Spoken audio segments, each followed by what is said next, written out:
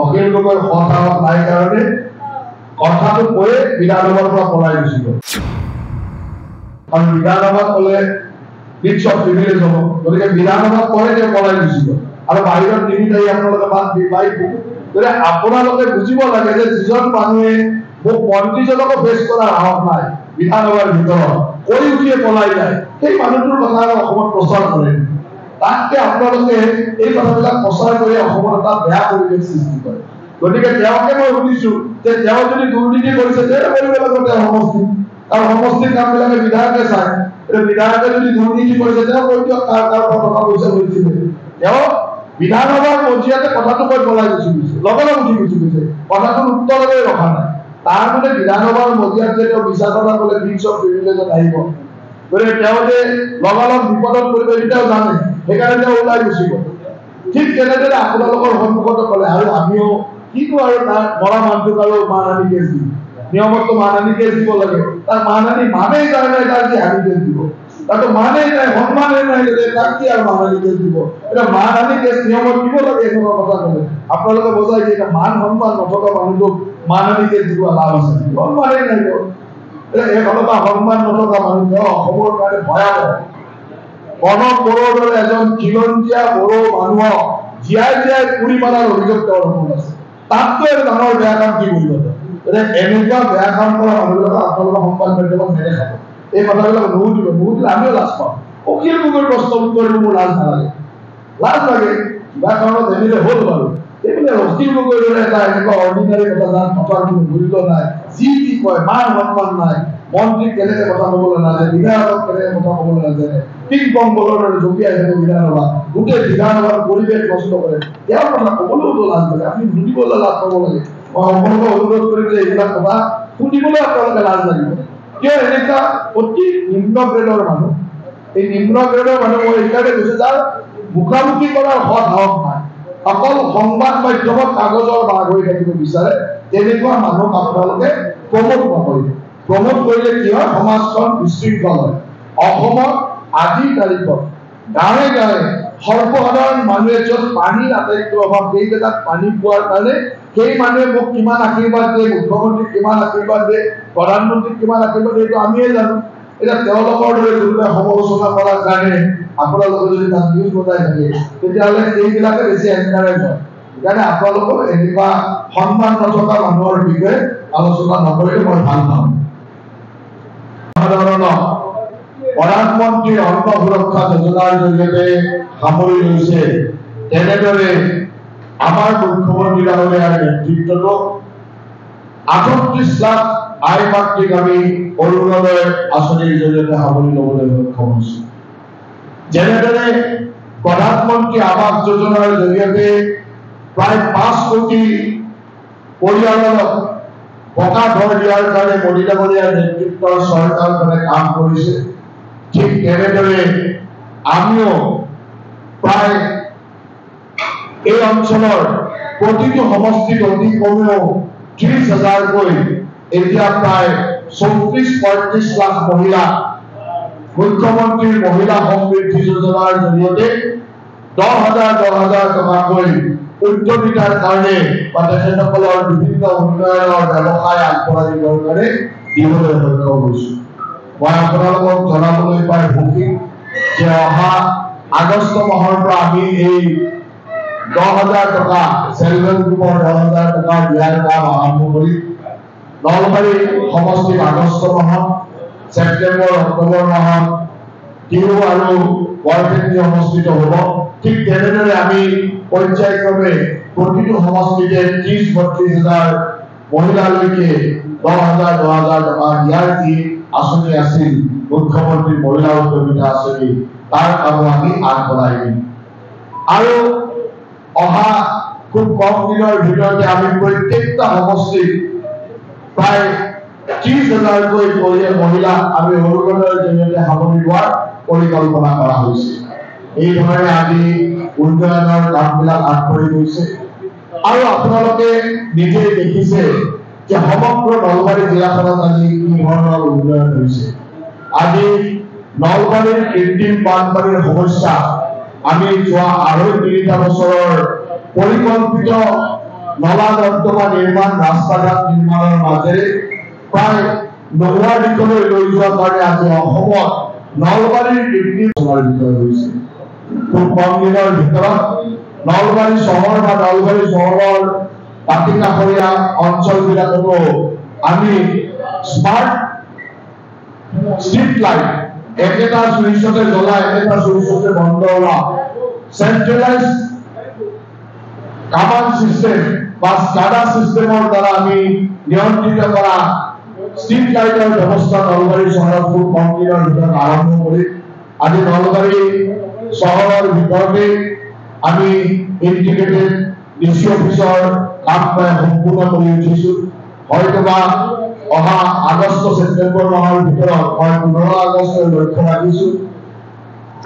15 আগষ্টৰ ভিতৰত নতুন কাৰ্যালয় আয়ুক্তৰ জিলা আয়ুক্তৰ সংহত কাৰ্যালয় আৰম্ভ কৰি এই বছৰৰ ভিতৰতে আমি অতি সোনকালে আমাৰ যিসমূহ কাম ৰৈ আছে যিসমূহ কাম চলি আছে সেই কামবিলাকৰ সম্পূৰ্ণ কৰাৰ লক্ষ্যৰে আগবাঢ়িছো। জিলা ষ্টেডিয়ামখনো আমি এই বছৰৰ ভিতৰত সম্পূৰ্ণ কৰিম। এই বছৰৰ ভিতৰতে 1000 মানুহ বহিব পৰা এটা অডিটৰিয়ামৰ নিৰ্মাণ কাম সম্পূৰ্ণ কৰিম। ঠিক তেনেদৰে ইঞ্জিনিয়াৰিং কলেজৰ কামো সমাপ্ত হৈ আহিছে। যোৱা 2 বছৰ আগত আমি নলবাৰী মেডিকেল কলেজৰ কামো শুভাৰম্ভণি কৰিছিলো আৰু যোৱা 2 বছৰ খুব সুন্দৰভাৱে মেডিকেল কলেজখন চলি আছে। খুব কম দিনৰ ভিতৰত আমি নলবাৰীত এটা কনভেনশ্যন চেণ্টাৰৰ যি পৰিকল্পনা কৰিছো তাৰ আধাৰশিলাও আমি আৰম্ভ কৰিম। আপোনালোকক জনাবলৈ পাই সুখী যে এই বছৰ ৰাজ্যিক যি আমাৰ ৰাভা দিৱস এই ৰাভা দিৱস আমি ৰাজ্যিক ভিত্তিত অসম চৰকাৰে পাতে আৰু কলাগুৰু বিষ্ণু ৰাভা দিৱসৰ এইবাৰৰ ৰাজ্যিক ভিত্তিক কাৰ্যসূচী নলবাৰী চহৰত গৰ্ডন খেলপথাৰত অসম চৰকাৰৰ এই কাৰ্যসূচী হ'ব। অহা 20 তাৰিখে এই বিষ্ণু ৰাভা দিৱস নলবাৰী গৰ্ডন খেলপথাৰত অনুষ্ঠিত হ'ব। তাত কেইবাটাও ৰাজ্যিক ভিত্তিক বঁটা আমি প্ৰদান কৰি তাৰ লগে লগে কিছু অনুষ্ঠান তাত থাকিব আৰু আমাৰ মাননীয় মুখ্যমন্ত্ৰী ডাঙৰীয়াও এই অনুষ্ঠানত উপস্থিত থাকিব। গতিকে এই অনুষ্ঠানটো আমি খুব সুন্দৰভাৱে নলবাৰীত সুকলমে অনুষ্ঠিত কৰিম। তাৰ লগে লগে অহা 21 তাৰিখে যোগা দিৱসো আমি খুব সুন্দৰভাৱে পালন কৰিম আৰু ৰাজ্যিক যোগা দিৱস এইবাৰ বাক্সা জিলাৰ হালবাৰী অঞ্চলত অনুষ্ঠিত হ'ব। তাতো মুখ্যমন্ত্ৰী ডাঙৰীয়া উপস্থিত থাকিব। গতিকে আমি সকলো দিশতে নলবাৰীখন আগবঢ়াই নিয়াৰ কাম কৰিছো। অসমৰ সকলো দিশ আগবঢ়াই নিয়াৰ চেষ্টা কৰিছো। আমি নলবাৰী কেবিনেটত সিদ্ধান্ত লৈছিলো যে নলবাৰীৰ অভিজ্ঞ শিক্ষকৰ সমস্যা সমাধান কৰিবৰ কাৰণে আমাৰ CM ত্ৰিপুৰে মুখ্যমন্ত্ৰীৰ আত্মনিৰ্ভৰ অভিযান আঁচনিৰ জৰিয়তে তেখেতসকলক আত্মসংস্থাপনৰ কাৰণে 2 লাখ টকা সাহায্য দিয়াৰ কথা পৰিকল্পনা কৰি আমি সিদ্ধান্ত লৈছিলো আৰু সেই কামো খুব কম দিনৰ ভিতৰত ইয়াক আৰম্ভ কৰিম যাতে নলবাৰীৰ অভিজ্ঞ শিক্ষকৰ সমস্যাটো স্থায়ী সংস্থাপনৰ কাৰণে 2 লাখ টকাকৈ দি আমি যাতে সম্পূৰ্ণৰূপে সমাধান কৰিব পাৰো যে এই কামটো বহুদিনীয়া সমস্যাৰ সমাধানৰ দিশলৈ লৈ যাব পাৰো। ঠিক তেনেদৰে নলবাৰীৰ যিসমূহ উন্নয়নমূলক কাম চলি আছে তাৰ লগে লগে আৰু বহুকেইটা উন্নয়নৰ আঁচনি এইকেইটা দিনৰ ভিতৰত আপোনালোকে দেখিবলৈ পাব ইয়াত সংযোজন হ'ব। এইকেইদিনৰ ভিতৰতে হয়তো 1-1.5 মাহৰ ভিতৰতে আপোনালোকৰ সকলোৰে দৃষ্টিত থকা বৰগুৰা অভাৰব্ৰিজখন সম্পূৰ্ণ কৰি আমি ৰাইজৰ সেৱাৰ কাৰণে মুকলি কৰি দিম। গতিকে প্ৰতিটো ক্ষেত্ৰতে আমি নলবাৰীৰ উন্নয়নৰ বিকাশ আমি মুখ্যমন্ত্ৰী ডাঙৰীয়াৰ নেতৃত্বত আশীৰ্বাদত কৰি যাবলৈ সক্ষম হৈছো।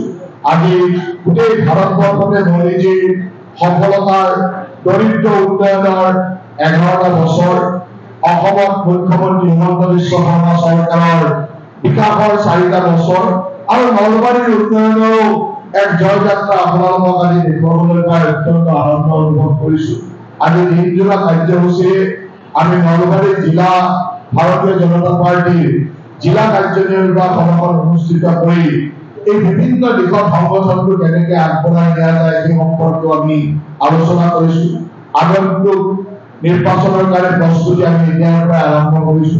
তাৰ লগে লগে আমি নলবাৰীবাসী ৰাইজক ধন্যবাদ জ্ঞাপন কৰিছো যে যোৱা পঞ্চায়তৰ নিৰ্বাচনত জিলা পৰিষদৰ পৰা একেবাৰে গাঁও সভাৰ সদস্যলৈকে আমাৰ দলৰ প্ৰাৰ্থী আৰু আমাৰ শুভাকাংক্ষী সদস্যসকলক বিপুল ভোটৰ ব্যৱধানত জয়যুক্ত কৰি প্ৰায় 100% বিজয় সাব্যস্ত কৰিবলৈ সক্ষম হৈছে। তাৰ কাৰণে মই নলবাৰীবাসী নলবাৰী জিলাবাসী ৰাইজক মই বিশেষভাৱে ধন্যবাদ জ্ঞাপন কৰিছো। যোৱা সময়ত আমাক এটা সুন্দৰ ৰিজাল্ট পঞ্চায়ত নিৰ্বাচনত দেখুৱালে বা ৰাইজৰ সহযোগত আমি সেই ধৰণৰ ফল পালো। আগন্তুক নিৰ্বাচনলৈ আমি প্ৰস্তুতি চলাই আছো। অহা ছেপ্টেম্বৰ মাহত বিদ্যালয়ৰ নিৰ্বাচন হ'ব।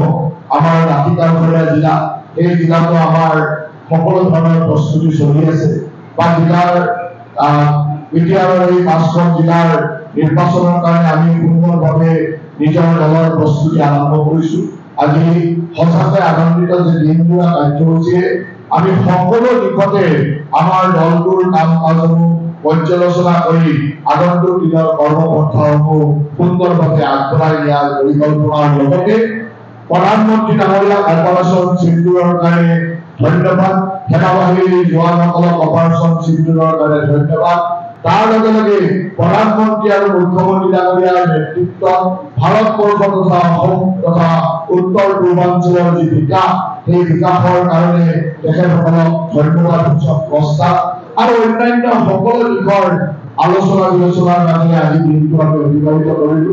আমাৰ সাংগঠনিক সাধাৰণ সম্পাদক ৰবীন্দ্ৰ ৰাজুৱে আমাৰ সংগঠনৰ বিভিন্ন কাৰ্যপন্থাৰ বিষয়ে ক'লে। অহা 23 তাৰিখে আমাৰ যে কাৰ্যসূচী শ্যামাপ্ৰসাদ মুখাৰ্জীদেৱৰ যি কাৰ্যসূচী, সেই কাৰ্যসূচীও বিভিন্ন অঞ্চলত আমি পালন কৰি অহা 21 তাৰিখে আমি যোগা দিৱস কৰি 25 তাৰিখে গণতন্ত্ৰৰ হত্যা কৰাৰ যি কলা দিন আছিল ৭৫ চনৰ কলা দিনটো আমি শুৱনি কলা দিৱস পালন কৰি তাৰ লগে লগে প্ৰতি মাহৰ দৰে সুন্দৰভাৱে মাহৰ শেষৰ ৰবিবাৰ 29 তাৰিখে আমাৰ মন কী বাত কাৰ্যসূচী হ'ব। এই সকলো কাৰ্যসূচী সুন্দৰভাৱে ৰূপায়ণ কৰাৰ পৰিকল্পনা আজি আমাৰ জিলা কাৰ্যনিৰ্বাহকত হৈছে আৰু অহা কেইদিনমান পিছৰ পৰা অহা তৃতীয়টো সপ্তাহৰ পৰা এই মাহৰ তৃতীয় সপ্তাহটো আমি আমাৰ প্ৰতিটো মণ্ডলৰে মণ্ডল কাৰ্যনিৰ্বাহক অনুষ্ঠিত কৰি দলৰ সাংগঠনিক শক্তি আৰু তৃণমূললৈ শক্তিশালী কৰাৰ পৰিকল্পনা কৰিছো। এইখিনিয়ে আমাৰ